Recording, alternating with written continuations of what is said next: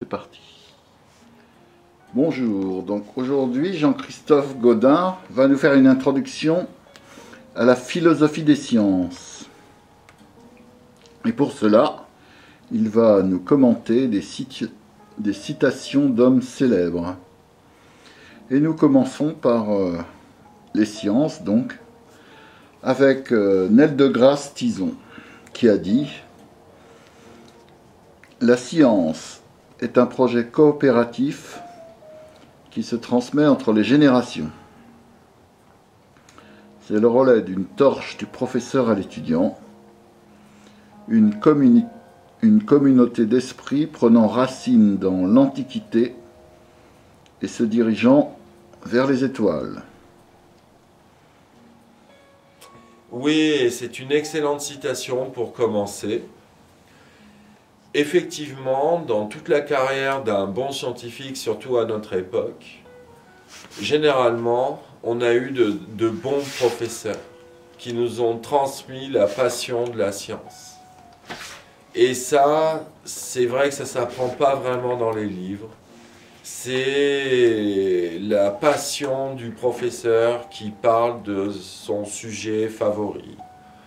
Il y en a, c'est les maths, d'autres c'est la physique, d'autres c'est la chimie, d'autres c'est l'informatique, ou etc. Et tout bon scientifique en général a eu un bon professeur, ou plusieurs, qui lui a transmis cette étincelle, cette passion, cette curiosité, cette envie de découvrir les mystères de la nature. Et donc, et le mieux, dans une transmission professeur-élève, c'est quand on passe sa thèse de doctorat, où là vraiment pendant 3 ans, on est conseillé par un plus ancien que nous, un directeur de thèse, qui nous transmet toute la sagesse acquise depuis des millénaires, par directeur de thèse, thésard, directeur de thèse, thésard, etc. Donc, voilà une petite introduction à cette première magnifique citation. Donc la deuxième citation sera une citation donc, de Isaac Newton. « Si j'ai vu si loin, c'est que j'étais monté sur des épaules de géants. » Eh oui, bien sûr. Newton, il a eu besoin il a synthétisé Copernic, il a synthétisé Kepler, il a utilisé plein de grands mathématiciens comme Euclide pour la géométrie, comme Descartes pour le repère cartésien, et etc.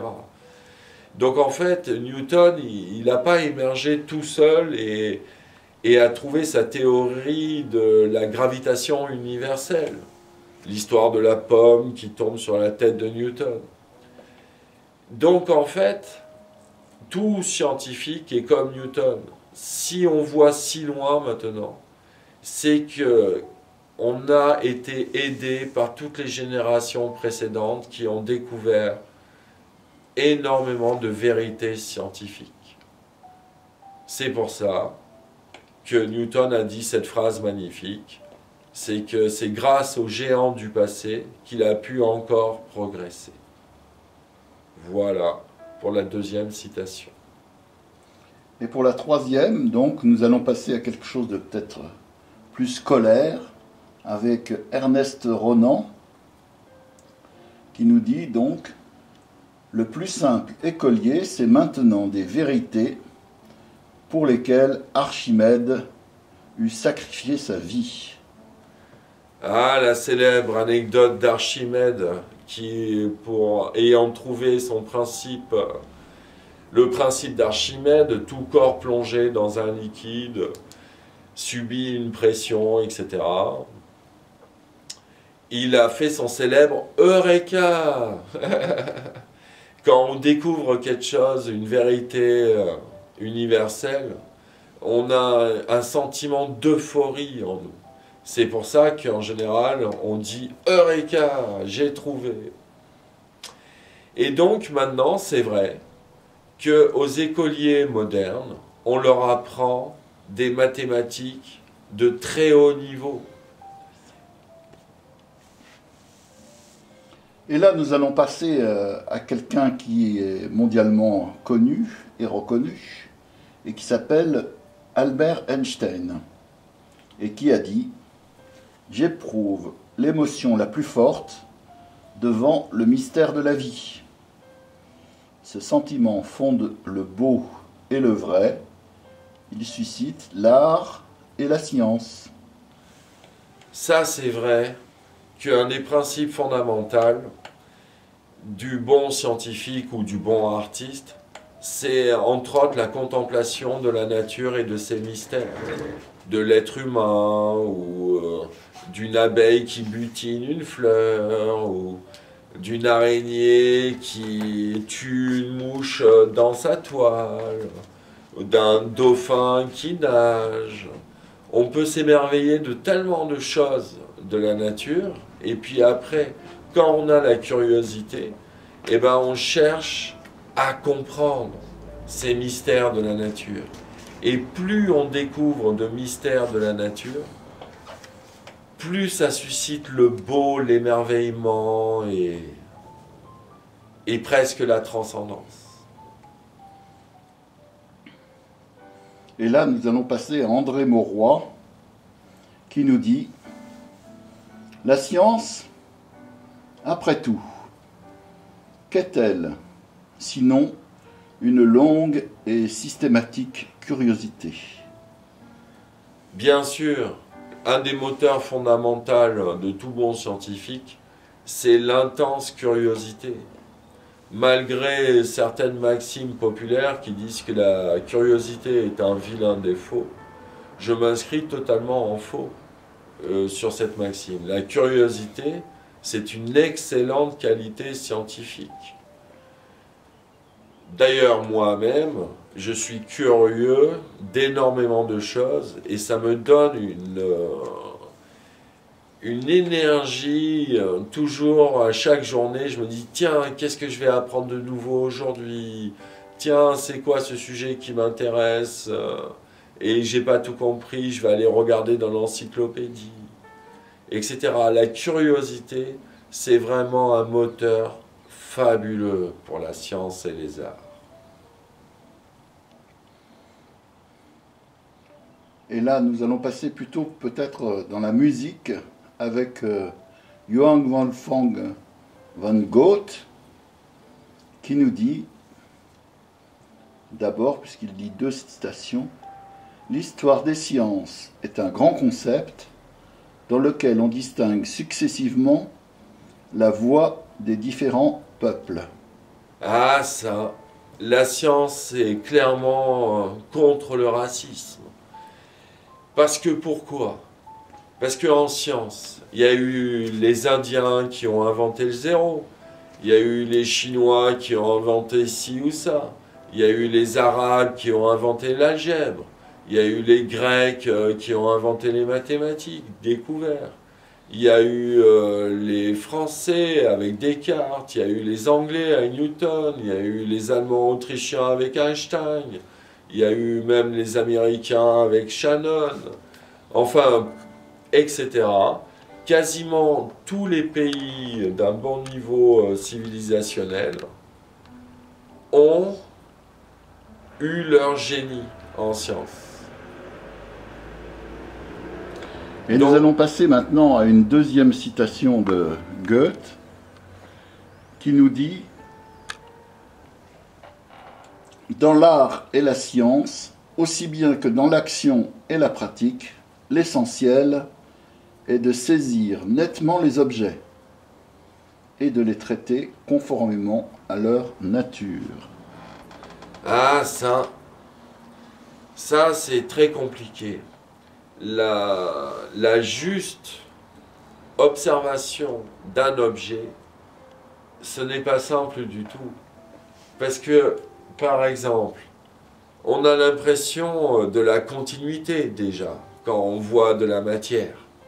Quand je vois ma main, j'ai l'impression que c'est solide, que c'est continu. Mais si vous regardez au microscope électronique, un morceau de votre peau, tout ça, ou de n'importe quel matériau, vous vous rendez compte que c'est principalement du vide, avec quelques atomes et des électrons qui se baladent autour. Mais principalement, quand vous observez votre matière, vous observez principalement du vide. C'est très surprenant. Si vous n'avez pas cette conception du vide, des atomes et tout ça, vous ne comprenez pas grand-chose à la matière, par exemple. Donc c'est pour ça qu'un des premiers principes, c'est la juste observation des choses et comprendre leur essence. Et maintenant, nous allons passer à Paul Carvel, qui nous dit « Lorsque les sciences dévoilent les secrets de la nature, ce que celles-ci perdent de mystérieux, elles le gagnent en merveilleux. » Ah, ça, je me souviens d'une anecdote quand j'avais 5 ans. J'avais demandé à mon père « Pourquoi la lune est ronde, papa ?» Puis, beau temps en touche, ne connaissant pas la réponse, mon père me dit « Tu comprendras ça quand tu seras plus vieux. » Et effectivement, j'ai dû attendre ma maîtrise de maths pure pour comprendre pourquoi la lune est ronde. Pourquoi les objets planétaires ou les étoiles sont sphériques. On utilise pour ça le théorème de Guldin en mathématiques.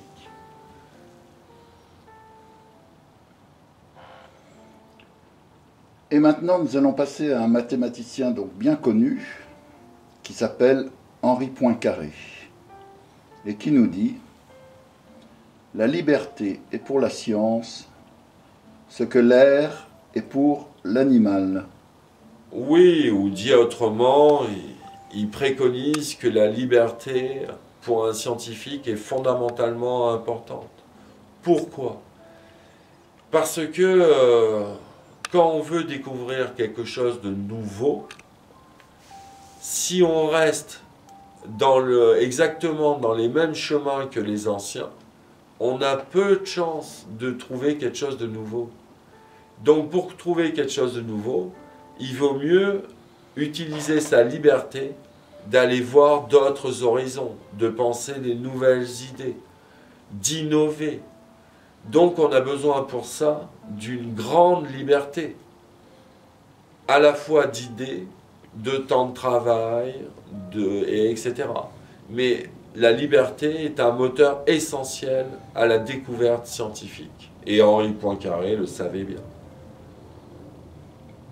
Et une deuxième citation de Henri Poincaré, c'est « On fait de la science avec des faits, comme on fait une maison avec des pierres.